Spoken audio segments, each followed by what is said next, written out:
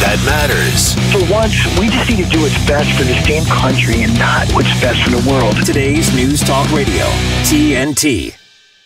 Recently, a fraudulent rental listing led several individuals to a homeowner's property in San Diego hoping to tour the home.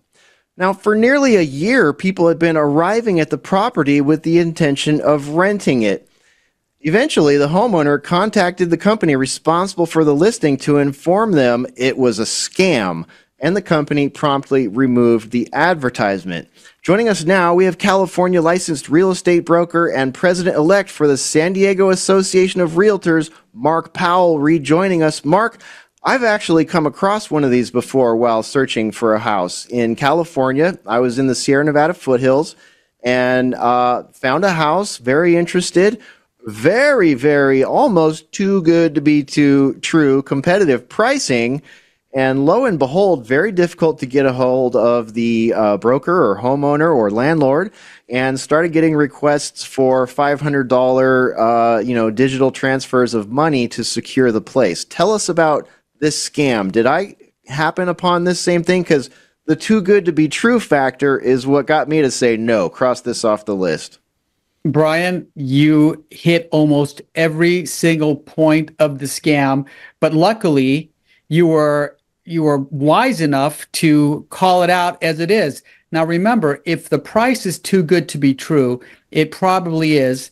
What I'd like to do is just go over 3 types of scams to look out for, and then maybe give your viewers some notification on what to do if you think you're being scammed. So there's 3 different ways you can get scammed. The first way is a hijacked listing. What I mean by that is a scammer who's pretty computer savvy will just copy an active listing, and they'll change the email address and the phone number. So when you're looking online, even if you cross-reference it, it looks like it's a legitimate listing.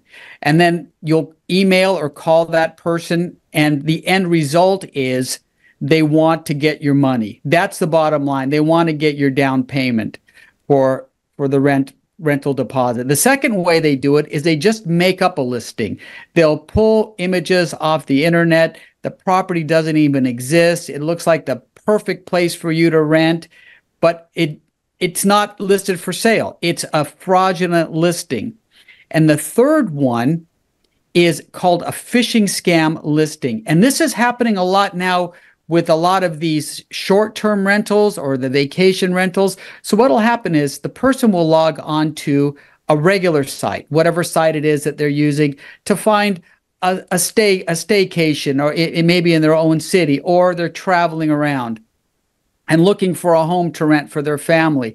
So they'll be on the legitimate site, but then through malware and spyware in your computer, they get in your cookies, they find out that, hey, this person's looking on this site, and then you get a fake email that says, hey, we're having a little bit of difficulties. We need you to wire us some additional fees. Now, what you have to do before you actually click on that is you have to check the URL. That's the website, to make sure it's the same one. And I would recommend checking it 2 or 3 times, because you never know who's going to scam you. And Timothy and Brian, these scammers are good. They're computer savvy, and they wouldn't be able to get away with it if they weren't good. And if they ever get you on the phone, they're the most trustworthy people in the world. They'll call you and say, hey, look, we know you can't tour the place right now, but I'm gonna mail you a set of keys. So they mail them a set of keys. They'll overnight them keys, and they'll say, look, you got the keys. I need you to give me a deposit now. But the way that you know you're being scammed is it doesn't go through the regular channels, through the website. They'll say, send me money via Zelle or Venmo or PayPal. And unwittingly, you're like, I got the keys. I'm going to go there in a couple of days and check it out. So why not? I'll just send them the money. And when you go to the place, the keys are fake. They don't even work. It never existed, and that person is gone. So these are really good scammers, and they continue to up their game. So here's a caution for your listeners right now. If you're going to rent a place, make sure that you cross-reference that listing. Make sure that it appears on other websites. Make sure that whenever you give money, you're not using an online payment system such as Venmo or Zelle or PayPal. Only use your credit card. That's the way you're supposed to properly give your deposit, or you write them a check. And then if you notice a sense of urgency, well, this is going fast. I have 10 other people. If you don't give me the money now, you're gonna lose the property. Another sign. And one last sign is the person will never meet with you at the property. I can't meet you there. I had an emergency. I'm traveling. I'm not feeling well. They make all sorts of excuses to never do that face-to-face contact. There's more, but we could go on a little bit longer if on some of the other scams, especially the vacation rental scams. Those are going to start to tick up because it's summertime. You want to make sure that the place actually exists. So if you think you're getting scammed, you can do a few things. You can call a realtor, or you can call a realtor association. They have the ability to look up the properties. They have the ability to check to see who's the actual owner and cross-reference it.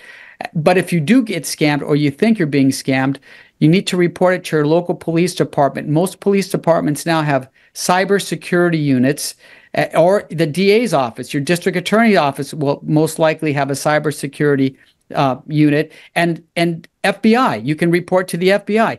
Last year, they received almost 12,000 related scams, real estate related scams, rental scams, and you can only imagine the number of people who didn't report it because you're just too embarrassed to tell your family and friends, I just lost $500, I got scammed. So they just keep it to themselves. And that's the genius of the scam, right? They keep it to the point where you're too embarrassed to admit it. It's not going to really hit you too hard in the pocketbook, but it adds up for them. That's exactly, Mark, how I busted a scam here in the Finger Lakes. I contacted the realtor, and she contacted the owner, and it was a Craigslist ad, and sure enough, it was fake. Oh, so yeah. Contacting a reputable realtor is always a good strategy. Absolutely. And the ones on different platforms, they copy them so perfect. Look, it wouldn't be a scam if they weren't good at it. If you suspected that this was not a legitimate listing, you would say, oh, this is not. One way to do that is some of them have spelling mistakes in them. I was going to say, watch for spelling mistakes in the URL, but here's what tipped me off on the one on Craigslist. The first one led to a Craigslist address down in South Carolina, and I figured, well, it's a retiree. This is their summer place, and they wanted to rent it out this year. But then the second time I saw the ad, it was for one outside of Boston, and that's what tipped me off, and I contacted my brother's realtor, and sure enough, it was fake. Timothy, very smart to do that. Like I said, contact a realtor. They'll be more than happy to look this up. They don't want you to be scammed. They don't want you to lose money. And their services they're not going to charge you for that. They're going to say, okay, let me look it up. Give me a half hour or an hour. And they have the access to something called the multiple listing service. Because most people who are going to rent something, they're going to put it on the multiple listing service. That data then is aggregated out to all the other platforms. So why not have multiple ways to rent a property? If you're going to rent, you want the most exposure that you can get. Yeah, absolutely. Just was looking for cars this week and realizing that after tornadoes and massive hail have hit here in Central Texas, that there are similar issues going with, rentals, used cars. There's all kinds of stuff going on right now here because there's a lot of insurance payout money in the community. So used cars are actually selling really quickly. And I imagine these rental scams are going nuclear right now. So Mark, we're almost out of time, but let me just throw some of my takeaways at you, and I'll give you a moment to see if I missed anything here. Cross-reference everything. Don't use off-platform payments. Mind that sense of urgency if you're getting pressured. Definitely consider it a red flag if they can't meet you at the property. Don't accept keys by mail for properties you haven't had access to. Check email addresses, URLs. call a property management company or a landlord or a real estate agent, check public records, and watch spelling mistakes. Any other tips you want to give out to potential renters out there? Look, you've hit them all, and just be very savvy, be very cautious about the phone calls. Remember, here's the number one thing. If it sounds like it's too good to be true, it probably is. All right, excellent. That is one of the first ones. If it feels too good, start checking around and start looking at other options. All right, Mark Powell, thank you so much for your continued subject matter expertise. We'll look forward to your next visit here. Thank you, sir. Thanks, Timothy. Thanks, Brian. We'll talk to you later. And Thanks. Thank you. Absolutely. This is State of the Nation. Stay tuned. We got more coming at you here on today's News Talk TNT. Critically analyzing national affairs. This is State of the Nation with Timothy Shea and Brian McLean on today's News Talk TNT.